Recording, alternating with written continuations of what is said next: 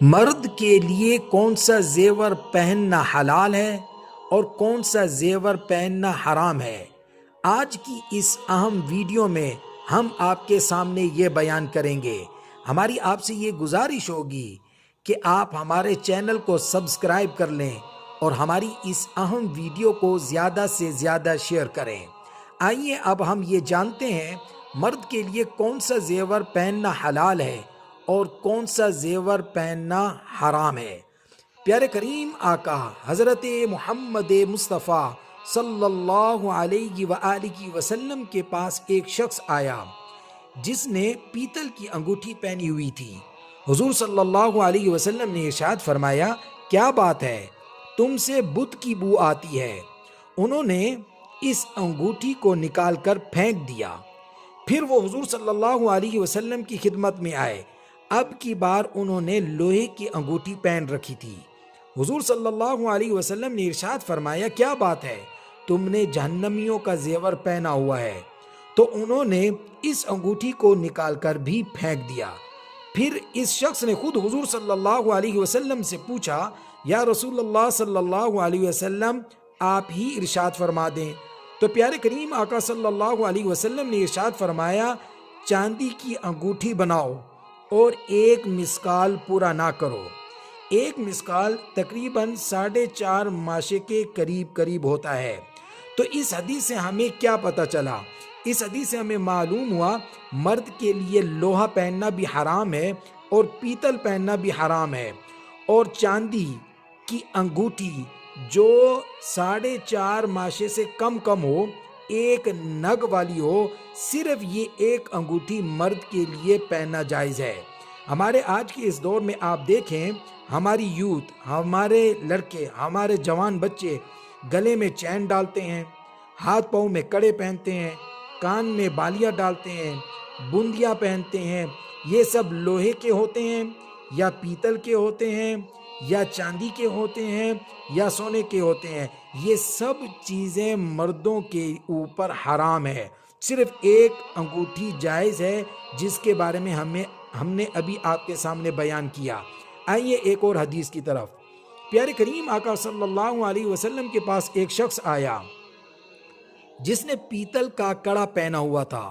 حضور صلی اللہ علیہ وسلم نے ارشاد فرمایا، تجھ پر افسوس ہے، تو نے یہ کیا کیا ہے؟ تو اس شخص نے کہا، میں نے یہ کڑا بیماری کی وجہ سے پہنا ہوا ہے۔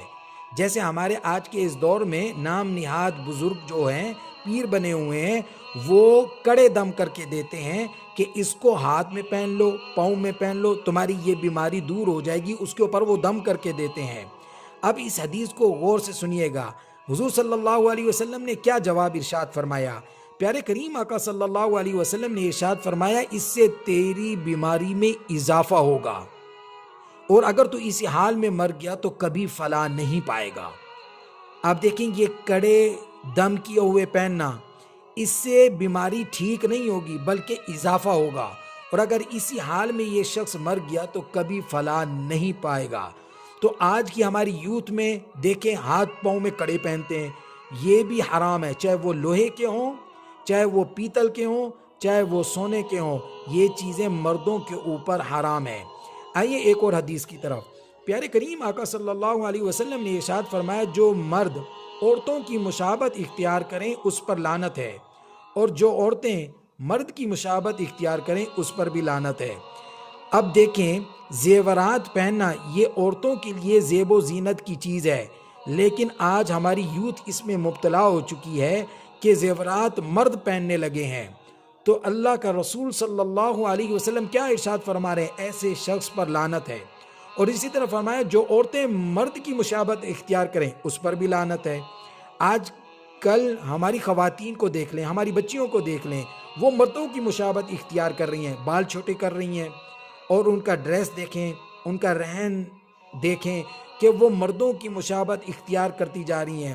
تو اس کے بارے میں بھی پیارے کریم آقا صلی اللہ علیہ وسلم نے ارشاد فرمایا، ایسی عورتوں پر بھی لعنت ہے جو مردوں کی مشابہت اختیار کرتے ہیں۔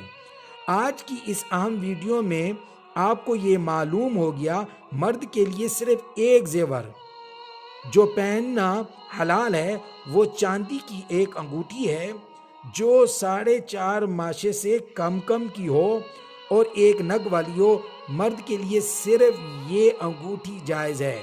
اور یہ بھی یاد رکھیں، ہمارے آج کے اس دور میں بہت سارے نام نہاد پیر اپنے ہاتھوں میں کئی انگوٹھیاں سجائے بیٹھے ہوتے ہیں، جبکہ شریعت مطہرہ میں صرف 1 انگوٹھی جائز ہے، 2 انگوٹھیاں بھی جائز نہیں ہیں۔ تو اور اسی طرح ہمارے بچوں میں دیکھیں، بہت سارے بچے گلوں میں چین ڈالتے ہیں، ہاتھ پاؤں میں کڑے پہنتے ہیں، کان میں بالیاں ڈالتے ہیں، بندیاں پہنتے ہیں۔ یہ سب مردوں کے لیے حرام ہے، یہ عورتوں کے لیے زیب و زینت کی چیزیں ہیں۔ تو اللہ رب العزت ہم سب کو دین کی صحیح سمجھ عطا فرمائے۔